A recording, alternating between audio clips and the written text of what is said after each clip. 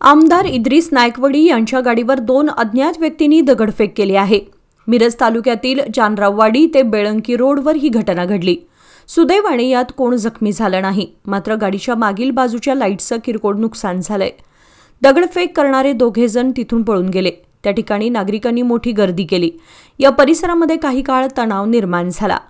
आमदार आपल्या दारी या राष्ट्रवादी काँग्रेस पक्षाच्या अभियानाचा आमदार इद्रिस नायकवडी यांचा मिरज तालुक्यात दौरा सुरू आहे।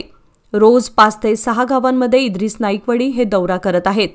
आज जानराववाडीतून बेळंकीकडे जात असताना 2 अज्ञातांनी मागून त्यांच्या 4 चाकी गाडीवर दगडफेक केली।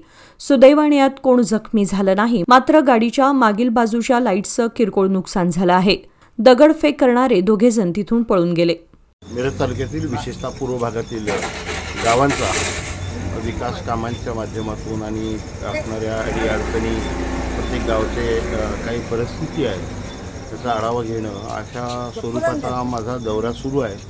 तो जवळजवळ मला वाटतं की 5 तारखेपासून मागच्या महिन्याच्या 5 तारखेपासून सुरू आहे आणि तो दौरा सुरू असताना आज आम्ही जानराववाडी इथून बेळंकीकडे जात असताना माझ्याबरोबर माजी मंत्री आदरणीय अजितराव घोरपडे सरकार आणि बाकीचे आमचे सर्व पदाधिकारी पक्षाचे त्या गावचे प्रमुख असे सर्वजण असल्यामुळं 4-5 वाहनांचा ताफा होता आणि यात मग माननीय अजितराव घोरपडेंच्या गाडीत मी बसलो।